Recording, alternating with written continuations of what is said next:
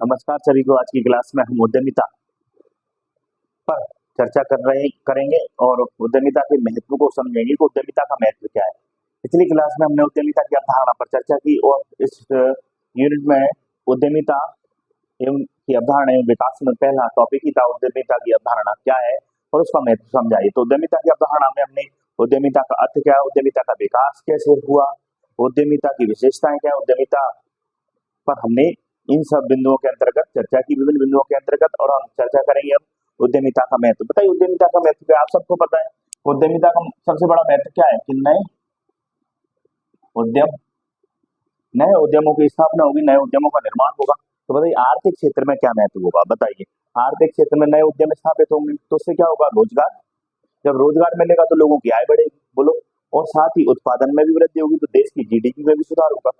जब बताइए उत्पादन बढ़ेगा तो निर्यात भी बढ़ेगा, और निर्यात बढ़ेगा तो विदेशों से भारत में निवेश में वृद्धि होगी। बोलिए मतलब भारत का पैसा विदेश नहीं जाएगा, विदेशों से पैसा कहाँ आएगा? भारत आएगा। बोलिए नए नए बाजार विकसित होंगे, नई वस्तुएं बनेंगी, नई सेवाओं का निर्माण होगा। आर्थिक स्तर पर आर्थिक गतिविधियों को अगर बढ़ावा मिलता है तो नए नए मार्केटों का डेवलपमेंट होगा।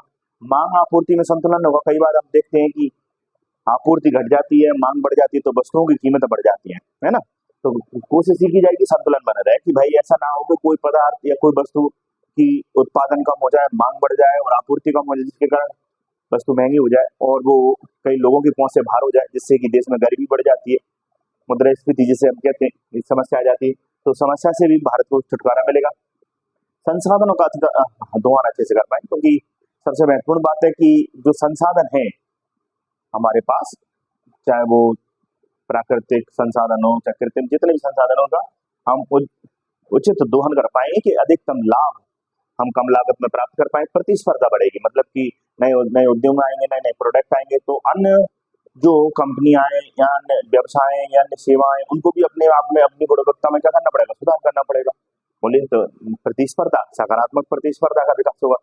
तो आपने देखा कि आर्थिक स्तर पर उत्पादन में वृद्धि के साथ रोजगार भी बढ़ेगा, आय भी बढ़ेगी, देश की जीडीपी बढ़ेगी, निवेश बढ़ेगा, निर्यात बढ़ेगा, तो बाजार में बढ़ेगा। तो भाई सामाजिक स्तर पर क्या होगा? बेरोजगारी दूर हो जाएगी। जो लोग घर पर बैठे हुए थे वो बेरोजगार, उनको रोजगार मिल जाएगा। बोले तो वही जो गरीबी दूर हो जाएगी तो उनकी बेरोजगारी दूर हो जाएगी तो गरीबी भी दूर हो जाएगी, समानता आ जाएगी चारों तरफ समाज में, है कि नहीं? और ये हमारा लोकतंत्र भी चाहता है, ये हमारा संविधान चाहता है, समानता है।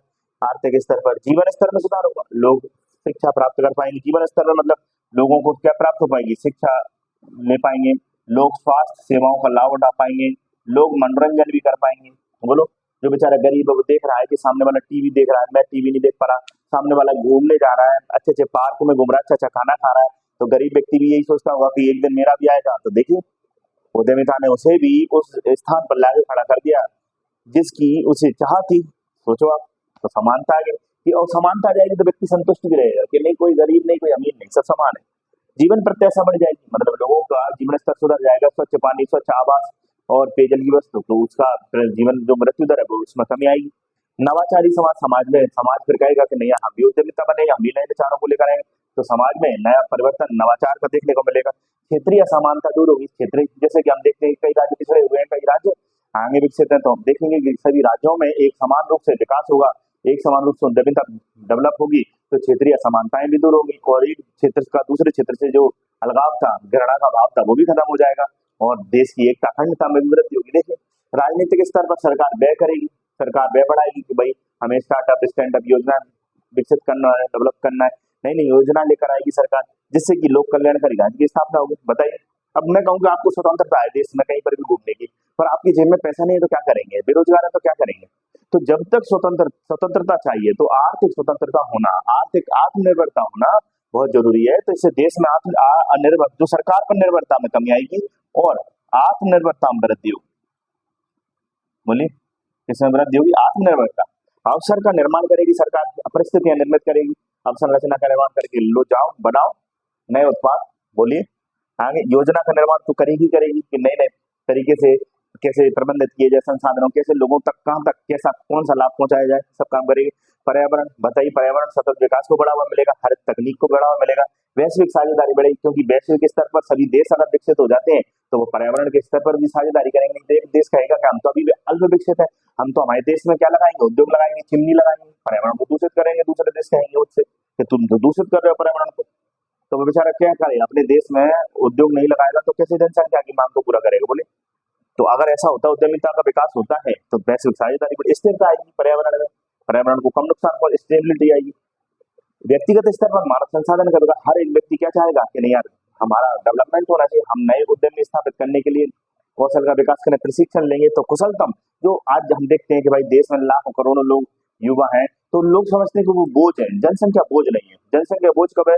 जब तक वो संसाधन में कन्वर्ट नहीं होती, और जिस दिन वो कन्वर्ट हो जाएगी तो बताइए उस देश से बड़ा शक्तिशाली देश कोई है ही नहीं जिसके पास युवा लोग हैं, बोले। और हमारे विवेकानंद जी ने भी कहा था, युवाओं में असीम शक्ति विद्यमान है, और वही देश का इतिहास बदल सकते हैं, देश के नवीन इतिहास का पन्ना लिख सकते हैं।